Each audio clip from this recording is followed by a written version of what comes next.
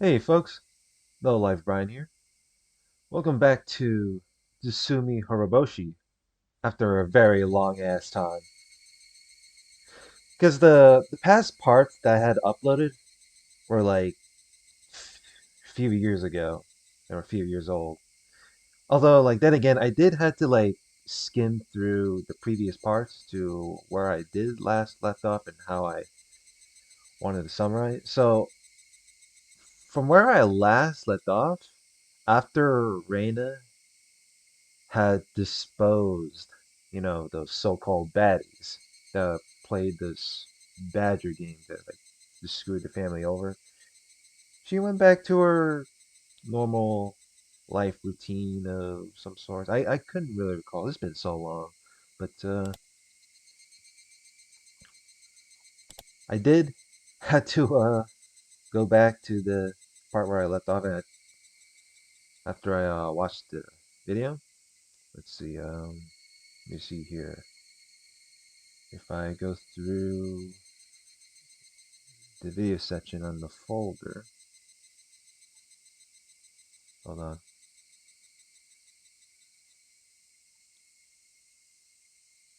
Yeah, it's part 11. What the hell? Jesus. Okay, so part. Can't believe it. We're over a dozen parts by now. And when I say over a dozen parts, I mean this is part 12. Anyway, so what Reina told us made me sad. What a unfortunate event of some sort. Hope the audio isn't too loud for you guys.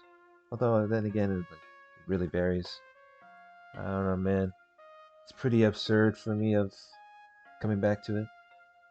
What Reina told us made me sad. I couldn't help myself from saying that to her. Reina told us straight that she did the best she could.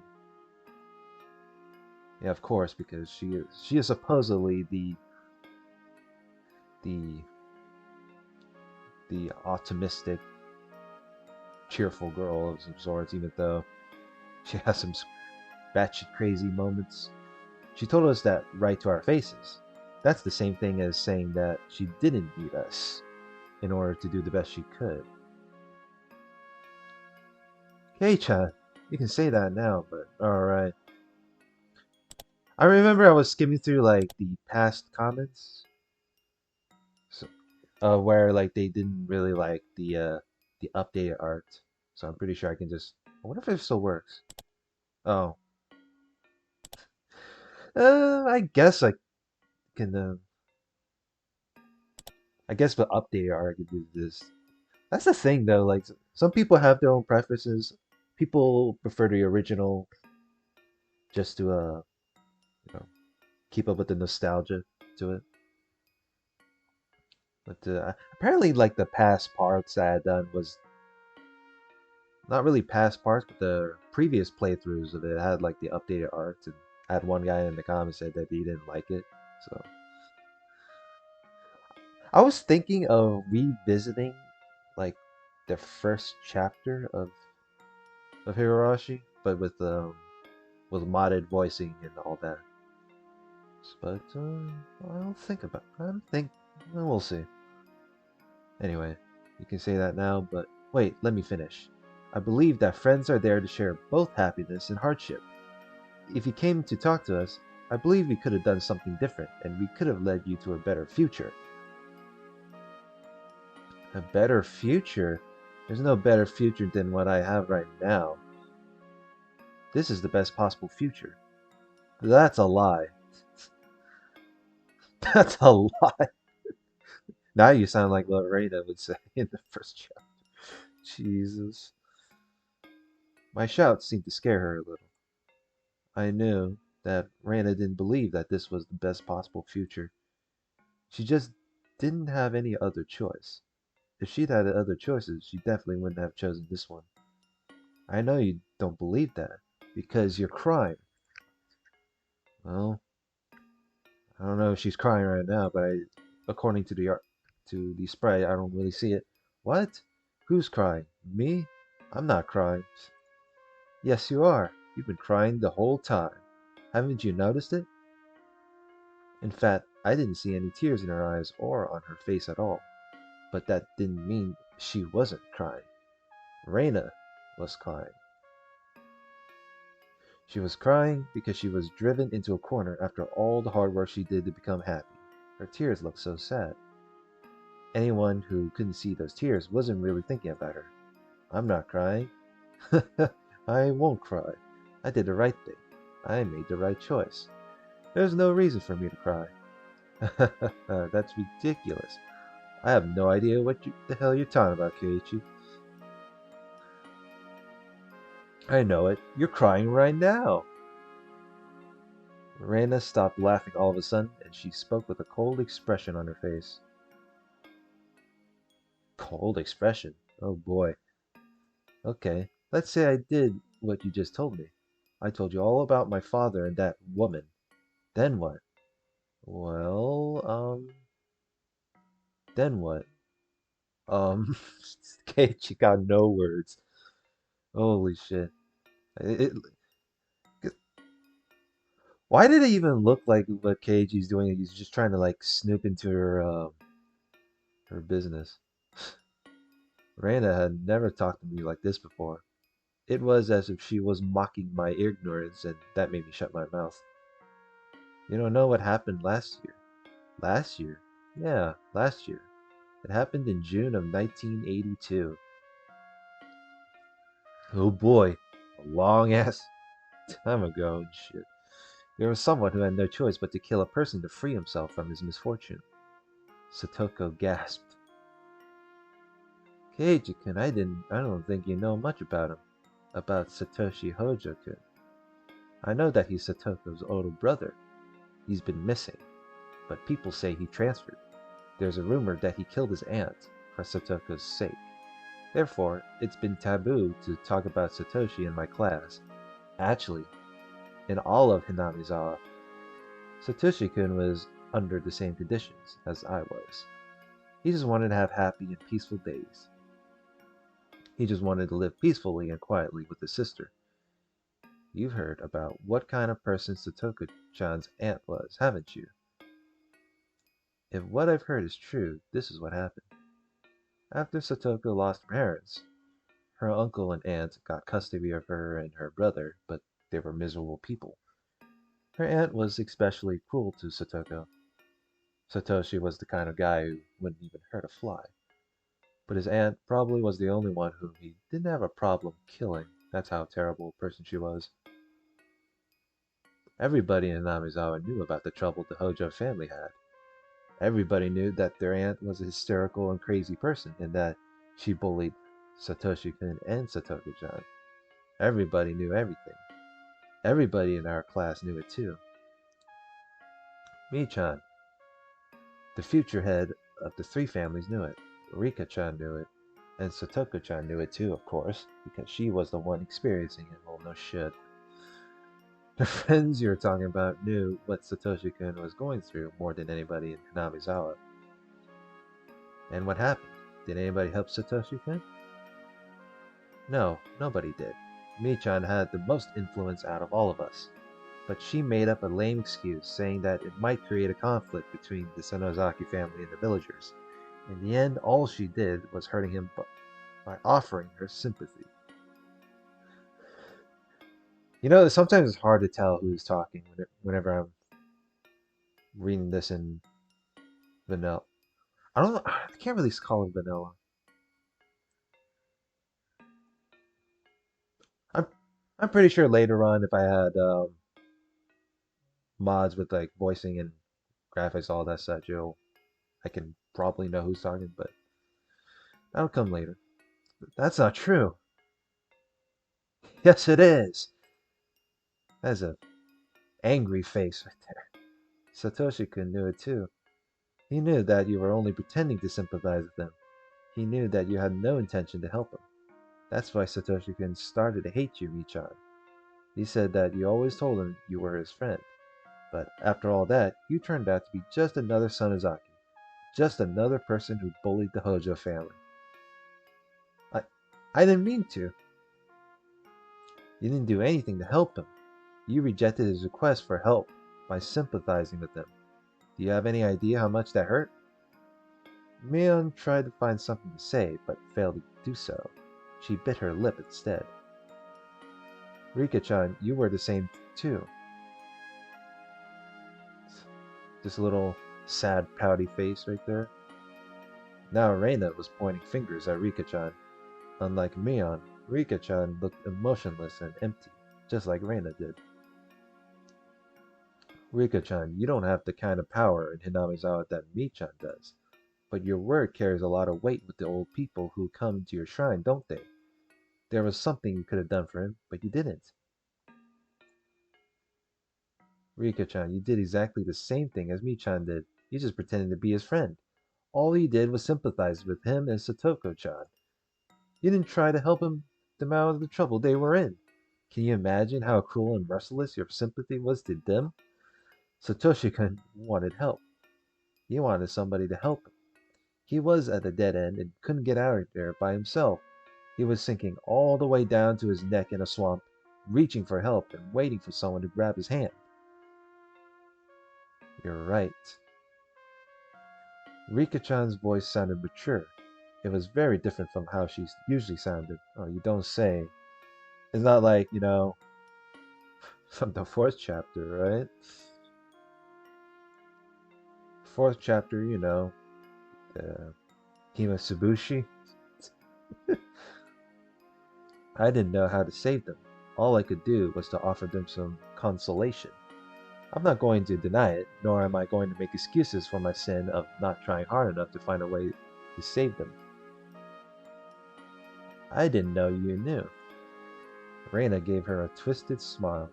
That ugliness caused me to look away. And Satoko-chan, I don't know if you'll believe me when I say this, but you're weighed down with sin, too. I didn't understand why she was blaming Satoko. I tried to take her side, but I gasped in surprise when I looked at her. Blaming her? Wasn't she the victim?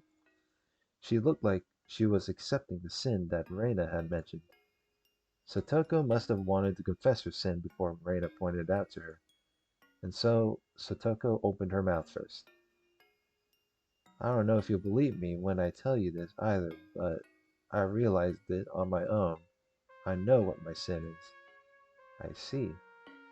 I realized it. I realized it on that night Nini disappeared. I wish I realized it while he was still there. I understand how you feel. I wish I realized it while I was still there. I understand how you feel. That sense that it was too late for regrets, right? I feel the same way. It happened to me before. That's why I fought this time. Satoko-chan, I'm sure you can atone for your guilt in the future, because you realized what you did. But that won't bring Nini back. He's not coming back. Satoko looked down sadly. Usually Satoko would say the opposite. She always said that Satoshi was coming back one day without a doubt. But now, she accepted the fact that he would never return. She accepted it easily, as if she knew it already, because he's her brother. Do you understand now? She asked me all of a sudden. That's how they were in 1982.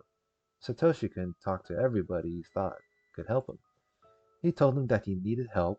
He told them what he was going through. He consulted with them. He even came to me, even though I had just moved here at that time. I don't think it was embarrassing or shameful that he did that. People get desperate when they're unhappy. Satoshi-kun tried very hard, but he couldn't do anything about the situation, and he asked for help. He kept asking for help. You said that friends are always on your side no matter what, but this is what friends really are. They're actually just people you hang around with for fun. They don't help you when you need them. Friends are always like that. That is true. I don't know why I say that. Man, I watched too much of Pranago recently to even like mimic his phrases. That's why I decided not to tell anybody when I found out that I was in the same situation as Satoshi-kun. I knew that nobody would help me and that nobody could. I didn't need sympathy. It only makes me feel worse. It's better that I, at least, have fun at school. In fact, I did have fun at school. I was very happy. I was able to forget about the trouble I had with that woman, even if only for a short amount of time at school.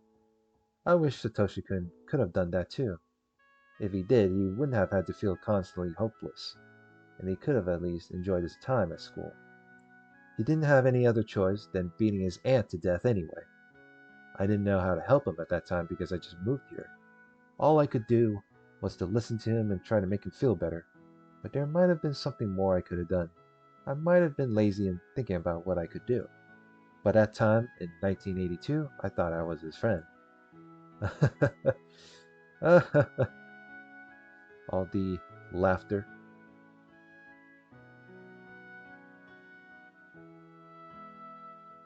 And the crying, I suppose.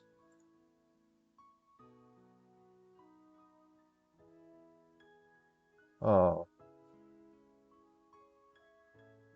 her crying with the wah, all that.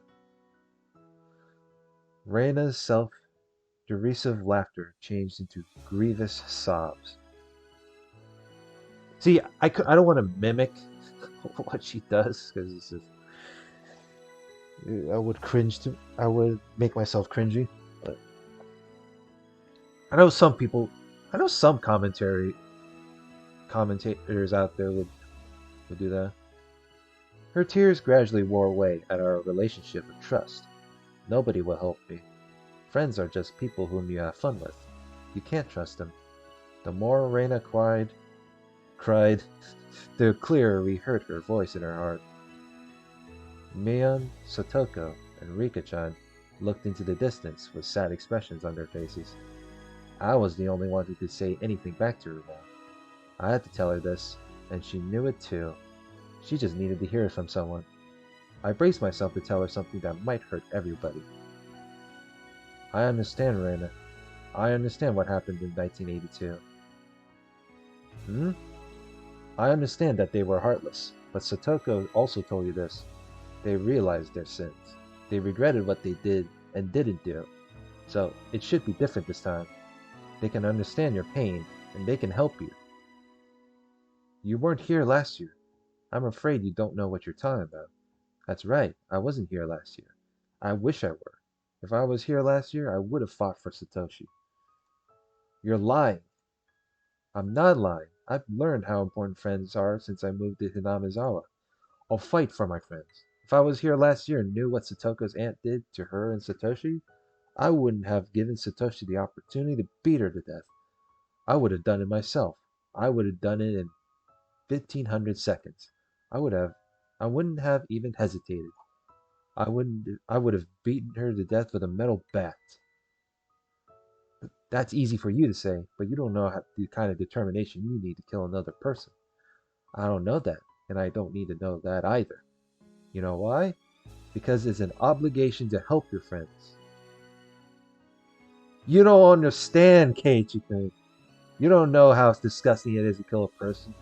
You can never get rid of the dirt on your hands, no matter how hard you try to justify it. You're right. Killing a person in order to save your friends is such a short-sighted way of thinking. It might sound like I'm contradicting myself, but I think things aren't meant to go well when you take care of an evil matter by doing an evil deed. I'm proud of my conviction that I wouldn't hesitate to kill a person for the sake of my friends. But the peace I get by doing an evil deed won't last forever. We all know that by instinct. That's why we all despise evil things, I think. What? I have no idea what you're talking about.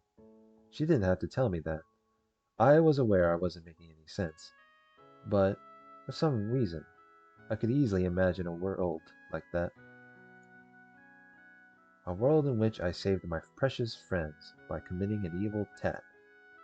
The peace I seized by doing that evil deed didn't last long. It got worse. It ended in a way as terrible as the sin I committed. This was a memory that shouldn't exist. I don't know why, but I know for a fact that it happened in that world of possibility. I'm sorry, I don't know what I'm talking about. For some weird reason, I couldn't prevent myself from smiling in embarrassment even in a situation like this. But you know it too, don't you, Raina? You know that you didn't want to get your hands dirty. You're crying because you wanted to help us. Oh man, keep stumbling upon words. You're crying because you wanted us to help you, but we didn't. You didn't want to be a murderer. You're lying when you claim that this was the best choice you could have made. That's why you've been crying. That's not true. That's not true. That's not true. That's not true. That's not true. You know better than anybody if it's true or not. You've been regretting this from the beginning. Even if you were able to hide the corpses without getting caught, you could never have washed the blood off your hands. How are you going to fool yourself into believing that you won't have to live the rest of your life bearing the burden of your sin? There's only one way to do that. You have to believe that this was the only choice. That means you have to live your life denying your friends and denying that your friends are worth asking for help. Are we worth nothing to you, Reina? Of course not. You always believed that friends exist to help each other. Your friends were immature last year. That's why they couldn't help Satoshi from his unfortunate fate. But people grow up. We don't make the same mistake twice. We don't want to regret the same thing twice. So, believe me, we're your friends. We're on your side.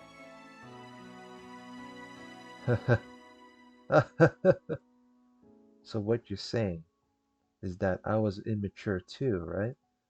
Yeah, I am. You were immature because you couldn't believe that your friends grew up, but I'm not going to blame you for that. We didn't notice until today that you've been going through such a hard time all alone. People can communicate their feelings only by talking to others. So, there was nothing we could do because we didn't talk. In that sense, it's hard to say it, but we had to admit that this was meant to happen today in order to make your choice the best one for real. No words. We finally talked about our feelings. We now know that you've been distrusting your friends since last year, and that everybody regretted both what they did and didn't do. So now, we finally became true friends. Finally, but it's too late. We only notice our sins after it's too late. That's not necessarily true. For example, as your friend, I can understand the things you've done. This time. What do you mean by that? I understand that depriving people of their lives is an unforgivable crime. But I also understand that my friend Reina had no other choice but to do this. So, I don't think you're filthy, and I'm not scared of you. If something like this happens again, we should talk and think about what we can do together. But this already happened, and I understand that. When I say I understand, I mean I forgive you. I don't hate you for what you did. I said that to everybody this time. I said it to all my friends. I accept what Reina did. I accept that she had no choice other than to do this, and that this was her last resort after thinking it through many times. So, I'm going to side with her. Kei-chan. Of course, if she killed them for money or some other stupid reason, I'd drag her to the police. But that wasn't why Reina did this. She couldn't run away, and she thought it through before she came to this point. If she's guilty of anything, she's only guilty for not talking to us about it beforehand. But I forgive her for that too. I forgive her for coming to this point. Keiichi. So, I beg you all, please forgive me for not noticing Reina's situation and for letting her go through it alone. My sin is that I allowed a day like today to come to pass. Keiichi-san. We're the only ones who know about these bags. If we can keep it If we can keep it to ourselves, everything will be fine. If we keep it to ourselves. Reina doesn't have to worry about a thing. Let's hide them somewhere, like she planned. We'll cleanse ourselves with salt later. That's it. Let's forgive each other for our sins, and then we'll regain our happy and peaceful days. This is it, right? Reina, this is the future you chose, right? This is the best possible choice, right? Keiichi-kun. I jumped on the hood of the abandoned car Reina was standing on, and I reached for her hands. Oh boy. This is another one of those generic anime moments. Admit it. This is the world you wanted. This is the choice you wanted to make. But this is something that you can't choose by yourself. All of us have to reach for each other's hands so that Reina can make the choice. In other words, I can't make it happen by myself. I need everybody to reach for each other's hands. So Reina, you need to do it too.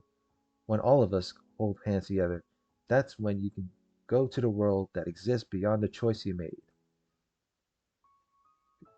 Keiichi-kun, I appreciate it, if you really mean it, but, but, I'm not sure if that's what everybody else wants. A little hand touched mine. It was Rika-chan. Rika-chan, Reina, you aren't filthy. You didn't give up. You seized your fate even though you had to dirty your hands to do it. I have no reason not to accept you. Rika-chan's small hand was strong, and she spoke eloquently. I know how comfortable it feels to be stained by disappointment at everything in this world, after getting lost in a maze of misfortune. That's why I can understand how strong you are and how hard you fought, alone, without giving up. I'm proud of having you in my life. I agree with Keiichi. I forgive you for your sin, so please forgive me for mine too. Rika-chan, I'm just a little girl without any power, but I could have fought. I'll not give up on my fate. I'll fight like you did. So, I ask you to accept me as your friend. Rika-chan usually acts childish, but now she was like a totally different person. She meant every word she was saying. And then another little hand reached out to ours. Satoko. Satoko put her hand over mine and Rika-chan's. She didn't say anything, looking down for a while. Rika-chan urged her to speak. Rika and I lost both our parents. We never cried about it, however, because we have you, a family made of friends. I want us to continue to be a family for you. It's natural to get it all out and to confess everything to your family because, well, they are our family. They are your family, jeez. Oh my goodness. They are. They are your family. So, I think today was a great opportunity for us. Man, I don't know what I'm smoking here. I appreciate that we had the chance to forgive each other for our sins. A family made of friends. Satoko, I like that. I forgive you for your sin, Reina-san. Please forgive me for mine too. A big hand reached out for ours. It was Mion's. I always thought it was my job as the leader of this club to talk about the importance of friends. So, I guess I'm not that good of a leader after all, huh? Mion. I'm sorry. I didn't mean to make fun of you. Mion still smiled and scratched her head. Reina, I'm ashamed of myself, as your friend and as the club president, for not being able to notice what you've been through. I'd like you to forgive me for that. Of course, I also forgive you for not telling us about it. You couldn't tell me because I wasn't good enough for you. I thought I was trying to be a good leader for you, but I guess I wasn't doing my job. It's my fault. So I forgive you for your sin, Reina. Reina, Now you have all of our hands. We're all ready for you. It's your turn. Reach out for us. Come to us. This is the world you wanted. You have all of our hands right here for you to reach. So don't hesitate. I'm a murderer. I'll get you guys into trouble. Reina, we are. Rika-chan, you don't need to say anything. We're all reaching for your hand. What else do we need to say or prove? Reina, you don't need to say anything. All you need to do is to reach out for us. Uh, Come on, Reina. This is real. It's not too late. You still have choices you can make. So choose. You can still make it. Come on. It's not too late to start over again. Reina slowly reached out, and her hand touched ours. She didn't hold our hands. All she needed to do was to touch our hands to show us her will. Reina chose to live, to share her life with her friends, rather than to refuse them for the rest of her life. I took a step closer to her and firmly grabbed her wrist. It was getting dark, and some stars had appeared in the sky. We all forgave each other for our sins for the first time, and it was a little embarrassing, but Reina's tears made us all cry, and we just kept crying together. We stood in a circle, holding each other by the shoulder and pulling our heads together in the middle. We are a family made of friends. We forgave each other, and we're happy together. There's a memory in the back of my mind, but is not supposed to exist. I tried to save one of my friends in that world. In order to do that, I rejected all of my other friends. I acted recklessly alone, and I brought about the end of the world. The situation we had here is the same as the incident in that faraway world, in the sense that people have been deprived of their lives in order to save one friend of mine. But other than that, it was different. We have Reina, Mion, Satoko, Rika-chan, and myself. Nobody was missing. We were going to regain them. We were going to regain those happy and peaceful days. The road going there might be a little rough, but we'll walk it together. We all will.